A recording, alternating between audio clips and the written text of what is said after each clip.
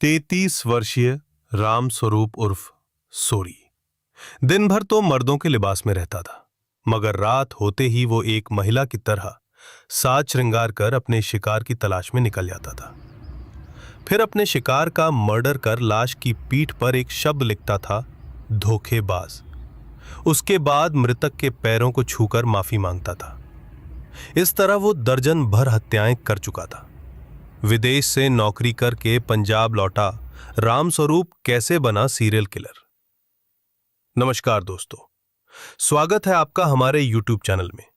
मैं आपका होस्ट अभय सिंह स्वागत करता हूं। अगर ऐसी ही रोज क्राइम से जुड़ी घटनाओं को सुनने के लिए चैनल को सब्सक्राइब कर लें। चलिए शुरू करते हैं। पंजाब के जिला रूपनगर के एरिया निरंकारी भवन के पास एक कार काफी समय से संदिग्ध अवस्था में खड़ी रही तो आसपास के दुकानदारों और राहगीरों की भीड़ वहां पर एकत्रित हो गई। इनमें से कुछ युवकों ने जब कार के भीतर झांका तो उनके जैसे होश ही उड़ गए, क्योंकि कार के भीतर एक युवक की लाश पड़ी थी जिसके शरीर पर कोई भी कपड़ा नहीं था। तभी किसी राहगीर ने पुलिस कंट्रोल रूम को फोन कर ही जानकारी दे दी। चूंकि ये क्षेत्र रूपनगर के थाना सिटी के अंतर्गत आता था, इसलिए पुलिस कंट्रोल रूम से इसकी इत्तला थाना सिटी को दे दी गई। सूचना मिलते ही थाना सिटी की पुलिस तुरंत ही घटनास्थल पर पहुंच गई। अब तक आसपास काफी भीड़ जमा हो चुकी थी। पुलिस ने भीड़ को अलग करने के बाद कार के भीतर देखा तो उसमें एक युवक की निर्वस्त्र लाश पड़ी हुई थी। किसी तरह कार का दरवाजा खोलकर पुलिस ने लाश कार से बाहर निकाली और उसका निरीक्षण किया तो लाश की पीठ पर धोखेबाज लिखा हुआ था। पुलिस ने लाश का पंचनामा कर पोस्टमार्टम के लिए भिजवा दिया। ये बात पिछले साल की 24 जनवरी की है। पुलिस द्वारा गहरी छानबीन करने के बाद पता चला कि वो लाश हरप्रीत सिंह उर्फ सन्नी की थी, जो रूपनगर के ही मोहल्ला जगजीत नगर का रहने वाला था। उसके बाद थाना सिटी में अज्ञात हत्यारे के खिलाफ हत्या का मुकदमा दर्ज कर लिया गया। पुलिस ने पोस्टमार्टम कराने के बाद मृतक हरप्रीत सिंह की लाश को उसके फैमिली वालों को सौंप दी और केस की छानबीन में जुट गई। लेकिन 11 महीने बीतने पर भी हत्यारे का कोई भी सुराग पुलिस के हाथ नहीं आ सका। इसी तरह 6 अप्रैल 2024 को रूपनगर जिले के ही गांव बारहपिंड में पंजहरा रोड के पास एक अज्ञात शव मिलने की खबर कीरतपुर साहिब पुलिस को मिली। पुलिस जब मौके पर पहुंची तो उस लाश के ऊपर भी कोई कपड़ा नहीं था। जब पुलिस ने लाश को कब्जे में लेके छानबीन की तो उस अज्ञात लाश की नंगी पीठ पर भी धोखेबाज लिखा हुआ था। पुलिस द्वारा जब उस अज्ञात लाश की आस पड़ोस के गांवों में पहचान कराई गई तो पता चला कि ये लाश मुकंदर सिंह की थी। मुकंदर सिंह उर्फ बिल्ला पुत्र श्याम लाल की उम्र 34 वर्ष थी और वो रूपनगर जिले के ही गांव बेगमपुरा, घनौली जिला रूपनगर का निवासी था। वो ट्रैक्टर रिपेन छरक का काम करता था। इस संबंध में मृतक के फैमिली वालों की ओर से थाना कीरतपुर साहिब में हत्या का मुकदमा दर्ज कर दिया गया। इन दोनों घटनाओं में हत्याओं का एक ही पैटर्न था। मृतकों की लाश पर कपड़े नहीं पाए गए थे और पीठ पर धोखेबाज लिखा गया था, मगर एक चीज दोनों में अलग पाई गई थी। पोस्टमार्टम रिपोर्ट के अनुसार हरप्रीत सिंह की हत्या किसी कपड़े द्वारा गला घोंट कर की गई थी, जबकि मुकंदर सिंह उर्फ बिल्ला की हत्या किसी भारी वस्तु जैसे ईंट पत्थरों द्वारा पीट कर की गई थी। मगर इस हत्या के कई मुश्किल में महीने बीत जाने के बाद भी पुलिस हत्यारे को पकड़ने में कामयाब नहीं हो सकी थी। ये मामला जब पुलिस के आला अधिकारियों के पास पहुंचा तो डीजीपी गौरव यादव ने अधिकारियों की बैठक कर उन्हें हत्या के ये दोनों केस खोलने के उचित दिशा निर्देश दिए। रूपनगर रेंज के डीआईजी हरचरण सिंह भुल्लर के निर्देशों के बाद जिला रूपनगर में जघन्य अपराधों के मामलों को सुलझाने के लिए सभी पुलिस अधिकारियों को निर्देश जारी किए गए। इसके बाद एसपी गुलनीत सिंह खुराना के सुपरविजन में एक विशेष पुलिस टीम का गठन कर दिया गया, जिसमें एसपी नवनीत सिंह महाल, डीएसपी अजय कुमार और एसएचओ इंस्पेक्टर जतिन कुमार को शामिल किया गया। 18 अगस्त 2024 को पुलिस को 37 वर्षीय मनिंदर सिंह निवासी कीरतपुर साहिब का शव जियो पेट्रोल पंप मनाली रोड के सामने झाड़ियों में निर्वस्त्र मिला। मनिंदर सिंह टोल प्लाजा गोदरा पर एक चाय की दुकान चलाता था। मनिंदर सिंह के गले पर भी गला घोटने के वही निशान थे, यानी कि उसकी पीठ पर भी धोखेबाज लिखा हुआ था। यह सब देखकर पुलिस टीम को यह साफ हो गया था कि इस मर्डर के पीछे भी उसी सीरियल किलर का हाथ है जो गला घोटकर पीट पीट कर मर्दों की हत्या करता है और बाद में उनकी पीठ पर धोखेबाज लिख देता है। अब यह सीरियल किलर एक चुनौती बनकर पुलिस के सामने आ चुका था। पुलिस फिर से तहकीकात में जुट गई। पुलिस ने अब रात की गश्त भी लगा दी थी, लेकिन कातिल अभी भी पुलिस की गिरफ्त से काफी दूर था। पुलिस 18 अगस्त 2024 को हुए मनिंदर सिंह के मर्डर की तफ्तीश कर रही थी। पंजाब के रोपड़ के कीरतपुर साहिब में एक टोल प्लाजा है।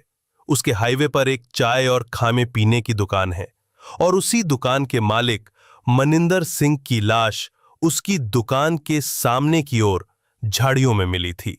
पुलिस ने मौके पर पहुंचकर घटनास्थल की सूक्ष्मता से गहन जांच पड़ताल भी की, परंतु हत्या का कोई भी सूत्र पुलिस के हाथ नहीं आ पाया था। घटनास्थल के आसपास कोई सीसीटीवी कैमरा भी नहीं था। वहां पर काफी अंधेरा था। तभी मृतक के फैमिली वालों से गहन पूछताछ करने पर पुलिस टीम को यह जानकारी मिली कि जिस मनिंदर सिंह की हत्या हुई थी उसका मोबाइल फोन ना घर पर, ना दुकान पर और ना ही उस स्थान पर मिला था जहां पर उसकी लाश मिली थी। पुलिस टीम ने मृतक के फैमिली वालों से उसका फोन नंबर मांगकर उसे सर्विलांस पर लगा दिया, जिससे पुलिस को पता चला कि मृतक मनिंदर सिंह का फोन एक्टिव था और इस मोबाइल फोन का इस्तेमाल भी हो रहा था। पुलिस ने सर्विलांस के सहारे उस व्यक्ति को पकड़ लिया जो मृतक के फोन का इस्तेमाल कर रहा था। पुलिस ने उसे तुरंत गिरफ्तार कर लिया। पुलिस को अब पूरा यकीन हो गया था कि उन्होंने आरोपी को पकड़ लिया है और Maninder Singh murder case solve कर लिया है। लेकिन जब पुलिस ने मोबाइल फोन इस्तेमाल करने वाले व्यक्ति से विस्तार पूछताछ की तो उसने पुलिस को बताया कि मैंने ये मोबाइल फोन तो किसी से सेकंड हैंड खरीदा है। इंस्पेक्टर जतिन कुमार, पुलिस ने उस व्यक्ति से पूछा, ये मोबाइल फोन तुमने किससे खरीदा? उसकी हुलिया कद काठी कैसी थी साहब? उस आदमी का हुलिया बड़ा विचित्र था।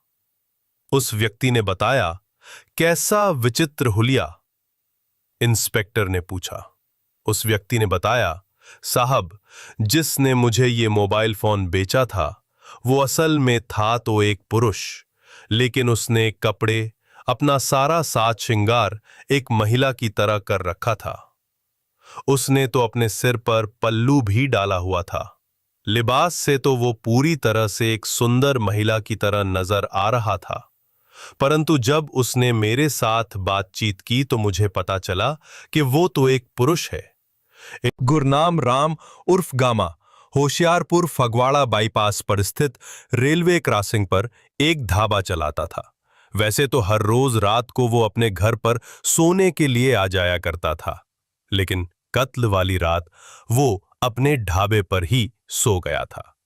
अक्सर जब उसे रात को ढाबा बंद करने में देर हो जाया करती थी तो वो उस रात अपने ढाबे पर ही सो जाता था। अगली सुबह जब उसके ढाबे पर कुछ लोग गए तो उन्होंने देखा कि गुरनाम राम उर्फ गामा का शव चारपाई के नीचे पड़ा था और उसके गले में कुछ निशान भी स्पष्ट नजर आ रहे थे। जब गामा के मर्डर की सूचना उसके पार्षद भाई जसवंत राय को मिली तो वो भी तुरंत घटनास्थल पर पहुंच गए और उन्होंने इसको की सूचना तुरंत पुलिस को दे दी। थोड़ी ही देर के बाद पुलिस भी मौके पर पहुंच गई थी। पुलिस व फैमिली वालों ने घटनास्थल पर जांच की तो पता चला कि मृतक गुरनाम राम का पर्स व स्कूटी भी मौके पर मौजूद नहीं थे। इन हालात को देखते हुए मृतक के फैमिली वालों ने शक जताया था कि लूट की नीयत से गामा की हत्या की गई थी। बाद में सीरियल किलर राम स्वरूप उर्फ सोडी ने गामा के मर्डर की बात भी स्वीकार कर ली है। इस संबंध में एसएसपी होशियारपुर ने कहा कि इस संबंध में उन्हें रोपड़ पुलिस ने जानकारी दी है और आरोपी रामस्वरूप उर्फ सोडी को अब प्रोडक्शन वारंट पर पूछताछ के लिए होशियारपुर लाने की कार्रवाई शुरू कर दी ताकि मामला और अधिक साफ हो सके। 33 वर्षीय रामस्वरूप उर्फ सोडी गांव चौरा, थाना गढ़शंकर, जिला होशियारपुर, पंजाब का रहने वाला है। उसने 10वीं तक की पढ़ाई की थी। रामस्वरूप बचपन से ही समलैंगिक था। उसे बचपन में लड़कियों की तरह के कपड़े पहनने, लड़कियों की तरह चलने और उनकी तरह ही सजने और संवरने का मन करता था। लेकिन बचपन के दिनों में भी रामस्वरूप पड़ोस की लड़कियों के कपड़े पहन के जब सजने संवरने लगता था, आंखों में काजल और होठों पे लिपस्टिक लगा लेता था और उसके बाद जब वो शीशे में अपना चेहरा देखता तो उसे एक असीम खुशी मिलती थी। उसे ऐसा करता देख जब पेरेंट्स ने देखा तो उसकी पिटाई भी की थी। एक बार जब वो 9वीं क्लास में था तो उस साल वो अपनी शैतानियों व खेलकूद में मस्त रहने के कारण फेल भी हो गया था। रामस्वरूप घर का इकलौता बेटा था, इसलिए पेरेंट्स चाहते थे कि वो खूब अच्छी पढ़ाई करे और गांव के अन्य लोगों की तरह विदेश में जाकर अच्छी नौकरी करे। इसलिए जब वो 9वीं कक्षा में फेल हो गया था तो उसके पेरेंट्स ने उसकी जमकर पिटाई भी की थी और उसे पढ़ाई के महत्व को समझाया था। इसका परिणाम अच्छा रहा। रामस्वरूप ने अगले साल 9वीं कक्षा पास कर ली और उसके बाद 10वीं कक्षा भी पास कर ली।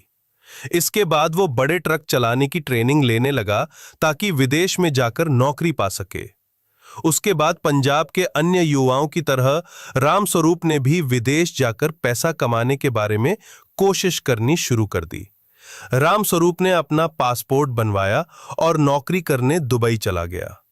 दुबई में जाकर उसने 1 साल अच्छे से नौकरी भी की। इस बीच वो अपने पेरेंट्स को भी हर महीने पैसे भेजता रहता था।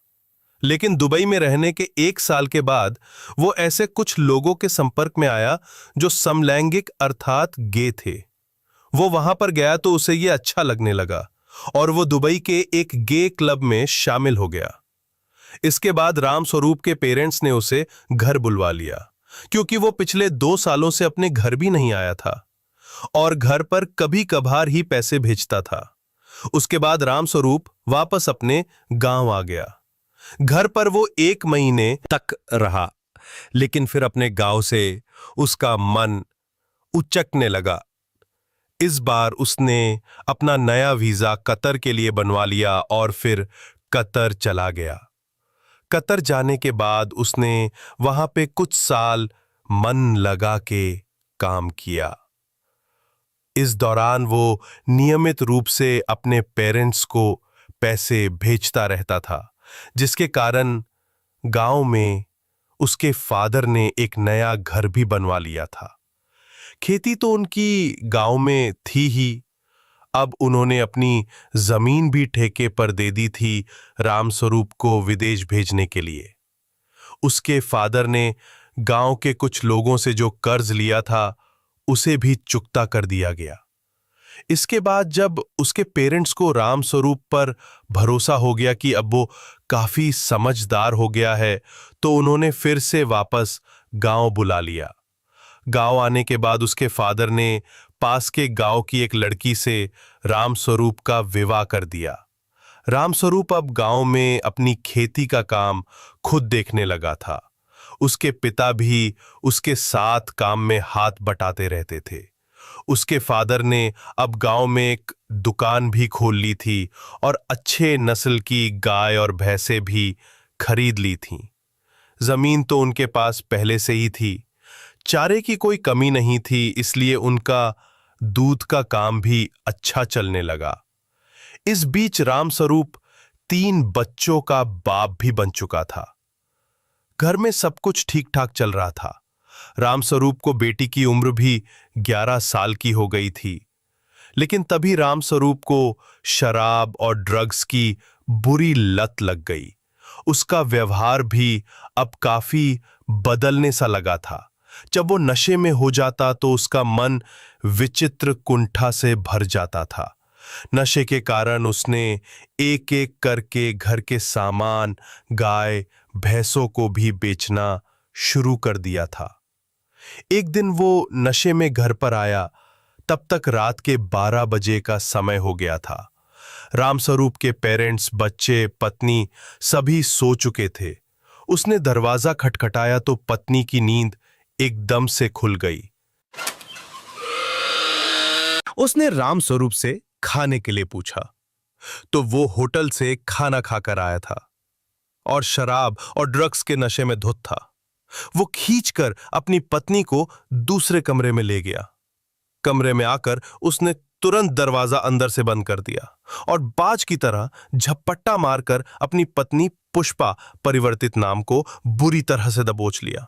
उसने पहले पुष्पा के संवेदनशील अंगों पर दांत गड़ा दिए, फिर उसे निर्वस्त्र करने के बाद अपनी जेब से जेल निकाला और पुष्पा के साथ अप्राकृतिक कृत्य करने लगा।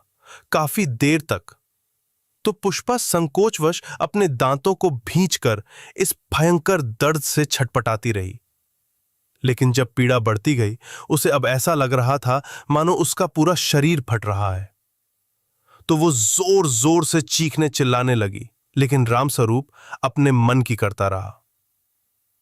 जब वो पूरी तरह से संतुष्ट हो गया, तभी उसने पुष्पा को मुक्त किया। अपनी संतुष्टि के बाद रामस्वरूप कमरे से बाहर निकलकर अपने गांव के दोस्त के घर पर जाकर सो गया। पुष्पा की सास अब तक पुष्पा की चीख पुकार को सुनकर कमरे में आ चुकी थी। लेकिन जब बहू ने सास को बताया कि उनका बेटा अपनी बहू के साथ पशुवत व्यवहार करने लगा है, तो उसे सुनकर सास की भी सांसें थम सी गई थीं। सास ने यह बात अपने पति को बताई तो उन्होंने भी अपना सिर पीट लिया। इसके बाद रामस्वरूप के फादर ने सोचा कि एक बार जमीन जायदाद से बेदखल करने का डर दिखाते हैं, उसके बाद शायद ये ठीक हो जाए। यही सोचकर उसके फादर ने कानूनी रूप से बेदखली की। औपचारिकताएं पूरी करते हुए उसे अपनी जमीन जायदाद से बेदखल कर दिया। रामस्वरूप के फादर का यह मानना था कि उनका तो एक ही बेटा है, शायद बेदखल के डर से अपनी बुरी आदतों को छोड़कर वापस अपने घर लौट आएगा। लेकिन उनकी ये सोच किसी भी काम ना आ सकी। रामस्वरूप सुधरने के बजाय और भी बिगड़ता चला जा रहा था। वो तो अब अपने पेरेंट्स और पत्नी को जान से मारने की धमकी भी देने लगा था। आस पड़ोस के लोगों से लड़ाई झगड़ा करने, लोगों से उधार लेके उसको चुकता ना करने की रोज रोज शिकायतें उनके घर पर आने लगी थीं। इसके अलावा अपने नशे के लिए वो अब तक अपने सभी मवेशियों को बेच चुका था। अब रामस्वरूप के फादर को लगा कि यदि इसका ऐसा ही हाल रहा तो ये अपनी सारी जमीन और जायदाद भी बेच देगा। और अब रामस्वरूप के पेरेंट्स वृद्धावस्था की ओर भी बढ़ने लगे थे। उन्होंने सोचा कि हम दोनों के मरने के बाद तो रामस्वरूप अपने बीवी बच्चों को भी सड़क पर भीख मांगने के लिए मजबूर कर सकता है। इसलिए एक रोज अपने दिल पर पत्थर रखते हुए पेरेंट्स ने पहले तो रामस्वरूप की जमकर पिटाई की। फिर उसके फादर ने रामस्वरूप को हाथ जोड़ते हुए आखिरकार कह ही दिया, बेटा रामस्वरूप, अब हम तुम्हारी हरकतों से बहुत दुखी और परेशान हो चुके हैं। हमने तुम्हें अपनी जमीन जायदाद से भी बेदखल कर दिया है। हमारी तुमसे यही विनती है कि तुम अब इस घर से सदा सदा के लिए नाता तोड़ दो। हम और तुम्हारी पत्नी व बच्चे तक भी अब तुम्हारी शक्ल भी देखना नहीं चाहते हैं। कहते हुए उन्होंने दरवाजा बंद कर दिया था। ये बात जनवरी 2022 की है। घर से निकाले जाने के बाद रामस्वरूप ने शर्म के मारे अपने गांव को भी सदा के लिए अलविदा कह दिया था। कुछ दिन तो वो खाना बदोशों की तरह इस गांव से उस गांव भटकता रहा। उसे शराब की भी लत लग चुकी थी। उसे जिंदा रहने के लिए अब पैसों की भी जरूरत हो रही थी। भीख मांग मांग कर वो आखिर कब तक गुजारा कर सकता था। फिर यहीं से एक आम आदमी से उसके सीरियल किलर बनने की शुरुआत हुई। अब वो ट्रक चालकों से लिफ्ट लेकर इधर उधर घूमता और भटकता रहता था। उसने वहां पर देखा कि गे या समलैंगिक लोग लंबी दूरी की गाड़ों में, बसों में और ट्रकों में सैक्स वर्कर के रूप में काम करके काफी अच्छा पैसा कमा रहे थे।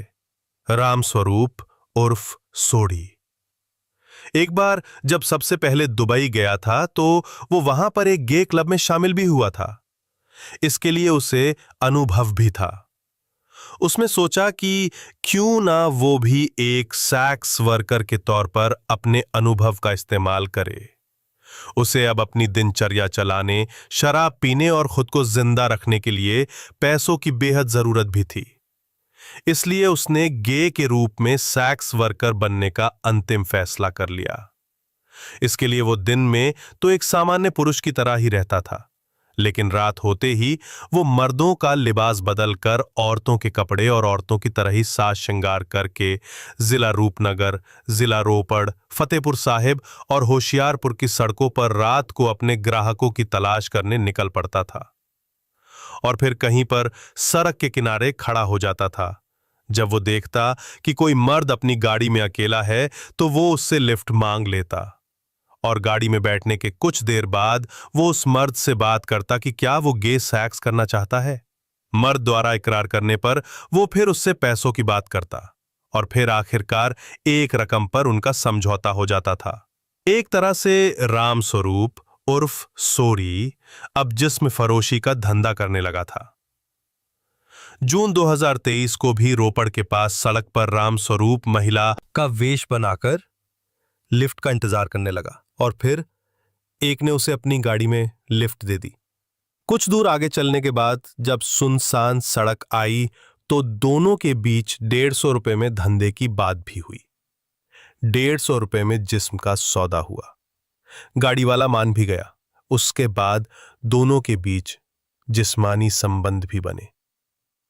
काम पूरा होने के बाद रामस्वरूप ने गाड़ी वाले से अपने पैसे मांगे तो गाड़ी वाले ने उसे गाड़ी से उतरने को कहा और उसे 100 रुपए का नोट पकड़ाकर गाड़ी से नीचे धक्का देकर गिरा दिया। रामस्वरूप को उसकी इस हरकत पे काफी गुस्सा आ गया। वो हमेशा अपने कंधे पर अंगोछा डाले रखता था। वो तुरंत गाड़ी में चढ़ा और फुर्ती से ड्राइवर का गला घोंटकर उसे मौत की नींद सुला दिया। ड्राइवर ने अभी पूरे कपड़े पहने भी नहीं थे। मर्डर करने के बाद रामस्वरूप ने उसके सारे कपड़े उतार दिए और उसकी पीठ पर लिख दिया धोखेबाज। फिर उसके पैर छूने के बाद रामस्वरूप वहां से चला गया। ये रामस्वरूप उर्फ सोढ़ी का पहला कत्ल था। पुलिस घटनास्थल पर आई, तफ्तीश भी की। इसके बाद पूरे 1.5 साल भी बीत गया लेकिन कातिल का पता नहीं चल सका और पुलिस ने वो फाइल ही क्लोज कर दी। बस फिर यहीं से कत्ल का सिलसिला शुरू हो गया। रामस्वरूप हर रात को महिला के वेश में सड़क के किनारे खड़ा हो जाता और फिर गाड़ी रुकवाकर ग्राहक से सौदा करता। कई बार तो ऐसा भी हुआ कि ग्राहक शराफत से अपने किए गए वादे के अनुसार पैसे देकर चला जाता तो वो कत्ल से बच भी जाता। अगर ग्राहक अपने वादे के अनुसार पैसे नहीं देता तो फिर रामस्वरूप अपने गले में बांधे अंगोछे से ग्राहक को सदा। बहुत सारे मामलों में ऐसा भी हुआ कि रामस्वरूप का ग्राहक से झगड़ा नहीं हुआ, सब कुछ प्रेम से निपट गया और इस तरह उन सारे ग्राहकों की जान भी बच गई थी। लेकिन इसके विपरीत जिन जिन लोगों के साथ रामस्वरूप का झगड़ा हुआ उनमें से किसी की भी जान बच नहीं सकी थी, क्योंकि रामस्वरूप ने या तो अंगोछे से या घटनास्थल पर मौजूद ईंट पत्थरों से पीट पीट कर उन सबकी जान ले ली थी। हर हत्या के बाद वो प्रायश्चित कर मृतक के पैर छूता था। 18 अगस्त 2024 को रामस्वरूप उर्फ सोढ़ी कीरतपुर साहिब पहुंचा। वहां पर टोल प्लाजा के पास एक चाय की दुकान थी। उस दुकान का मालिक 37 वर्षीय मनिंदर सिंह था। उस समय दुकान में सभी ग्राहक जा चुके थे। मनिंदर सिंह भी दुकान बंद कर रहा था। तभी रामस्वरूप वहां पर महिला के वेश में जा पहुंचा। उसने घूंघट भी डाला हुआ था। इशारों ही इशारों में दोनों के बीच गुप्त बातचीत हुई। उसके बाद पैसों की बातचीत हुई, आपस में संबंध भी बने, लेकिन इसके बाद पैसों को लेकर दोनों के बीच झगड़ा हो गया। रामस्वरूप हमेशा नशे में रहता था और जो का भी ग्राहक पैसे देते समय उसको परेशान करता या जलील करता था तो रामस्वरूप गुस्से में आकर अंगोछे से उसे मार डालता था। यहां पर भी रामस्वरूप ने यही किया और उसने अंगोछे से गला घोंटकर मनिंदर सिंह की जान ले ली और वहां से निकलने लगा। यहीं पर इस क्रूर सीरियल किलर से एक बहुत बड़ी गलती भी हो गई। उसकी नजर जमीन पर पड़े मृतक मनिंदर सिंह के मोबाइल पर पड़ी, जो काफी कीमती लग रहा था। रामस्वरूप उस मोबाइल फोन को अपने साथ ले गया, जिसे उसने एक आदमी को बेच दिया, जिसके कारण आखिरकार वो पुलिस की गिरफ्त में आ गया। इसके बाद पुलिस इन सारे इलाकों में उन लावारिस लाशों की गहन जांच पड़ताल में जुट गई, खासकर जिनकी हत्या गला घोंटकर की गई थी या ईंट पत्थरों से हुई थी। क्योंकि सीरियल किलर राम स्वरूप उर्फ सोडी के बयान के अनुसार वो कभी भी अपने साथ हथियार लेकर नहीं चला। बस जब कोई ग्राहक पैसों के लेन देन में झगड़ा करता या उसके ऊपर छीटाकशी करता तो उसे एकदम से गुस्सा आ जाता था, वो उनका मर्डर कर देता था। पुलिस रामस्वरूप द्वारा की गई 9 हत्याओं को वेरीफाई कर चुकी थी। ऐसा ही एक केस कई साल पहले दिल्ली में भी सामने आया था, जहां पर एक सीरियल किलर ने कई दर्जन लोगों की हत्याएं की थीं। उसके बाद उसने और कितने लोगों को मारा, ये उसे भी याद नहीं था। दरअसल ऐसे लोग मानसिक रोगी हो जाते हैं, उन्हें पता ही नहीं चलता कि वे नशे में क्या कर बैठे हैं।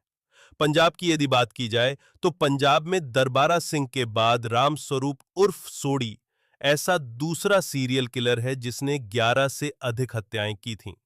दरबारा सिंह बच्चों का मर्डर करता था। सेक्स के अनुसार बना रखी है कई कैटेगरीज। आज की इस अद्भुत दुनिया में स्त्री, पुरुष और किन्नर के बीच में भी बहुत सारे जेंडर हैं। अगर किसी पुरुष का आकर्षण किसी महिला महिला की ओर है और वो केवल किसी महिला के साथ ही यौन संबंध बनाता है, तो ऐसे लोगों को स्ट्रेट कहते हैं। यही बात महिलाओं के बारे में भी है। जब कोई महिला किसी पुरुष के साथ शारीरिक संबंध बनाती तो उसे भी स्ट्रेट कहा जाता है। अब बात यदि हम अन्य जेंडरों की करें तो वे हैं एल, जी, बी, टी, क्यू, ए और आई होते हैं। एल यानी लेस्बियन। लेस्बियन का मतलब होता है कि जब कोई युवती अथवा महिला दूसरी युवती या महिला की ओर आकर्षित रहती है तो इन्हें समलैंगिक महिलाएं कहा जाता है। लेस्बियन सेक्स के दौरान दोनों पार्टनर केवल महिलाएं ही रहती हैं। जी यानी गे। ऐसे युवक या पुरुष जो केवल किसी युवक या पुरुष के साथ यौन संबंध बनाते हैं और उनकी तरफ आकर्षित होते हैं तो उनको गे कहा जाता है। इन्हें समलैंगिक पुरुष कहा जाता है। गे। सेक्स के दौरान दोनों पार्टनर केवल पुरुष ही रहते हैं। समलैंगिक महिला या पुरुष का पता समाज को तब तक नहीं चल पाता जब तक कि वो इसका रहस्य खुद न उजागर करे। बहुत से समलैंगिक पुरुष अथवा महिला अपनी इच्छा न होने पर भी विवाह करते हैं और अपना घर परिवार बसाते हैं। जीवन भर समाज उनकी असली पहचान पता नहीं लगा पाता है। वे खुद भी ना तो समझ पाते हैं और ना ही ये स्वीकार भी कर पाते हैं कि ये लेस्बियन या गे हैं। बी यानी बाइसेक्सुअल। ऐसे पुरुष या महिला जो दोनों के प्रति आकर्षित होते हैं, यानी कि महिला और पुरुष दोनों के साथ सेक्स संबंध बनाते हैं, उन्हें बाइसेक्सुअल कहा जाता है। लड़के और लड़कियां दोनों बाइसेक्सुअल होते हैं। टी यानी ट्रांसजेंडर। जब जन्म से शरीर पुरुष का हो लेकिन वो खुद को लड़की अथवा महिला जैसा महसूस करता हो, अथवा शरीर तो महिला का हो लेकिन उसे खुद पुरुष जैसा महसूस होता हो, तो उन्हें ट्रांसजेंडर कहते हैं। कभी कभी तो पुरुष स्त्री और स्त्री पुरुष बन जाते हैं। क्यू यानी क्वीपर। क्वीपर का शाब्दिक अर्थ होता है अजीब, यानी कि कुछ लोग ये तय नहीं कर पाते कि वे किसके साथ शारीरिक संबंध बनाना चाहते हैं, महिला से या पुरुष से। इन्हें क्वीपर कहा जाता है। आई यानी इंटरसेक्स। जब शारीरिक रूप कोई इंसान ना तो महिला होता है और ना ही पुरुष, इनके गुप्तांगों की पहचान स्पष्ट नहीं होती, तो उन्हें इंटरसेक्स कहते हैं। इनको आम भाषा में किन्नर अथवा हिजड़ा कहा जाता है। ए यानी एसेक्सुअल, ऐसे लोग जिनमें किसी के भी प्रति यौन आकर्षण नहीं होता, उन्हें किसी के साथ भी सेक्स संबंध बनाने की चाहत नहीं होती, तो